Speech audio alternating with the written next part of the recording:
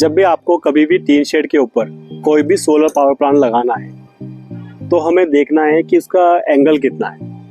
अगर हमें proper south में एंगल मिल रहा है तो हम स्ट्रक्चर ना उठाकर और उसको टीन शेड पे मोनोरेल से लगाते हैं तो वो ज़्यादा बेटर ऑप्शन रहता है। जैसे कि ये हमने प्लांट देखा है, ये प्लांट हम लगाया है मोनोरेल से लगाया है। इसमें साथ में ईपीडीएम टेप का भी यूज़ किया है। ये जो टेप रोल होता है ये ईपीडीएम टेप होता है। ये वाटर प्रूफिंग के लिए होता है ताकि पावर प्लांट लगने के बाद में इन फ्यूचर कोई लीकेज ना रहे। ये प्रिकॉशन लेने के लिए ईपीडीएम टेप ज़रूर यूज़ करनी चाहिए।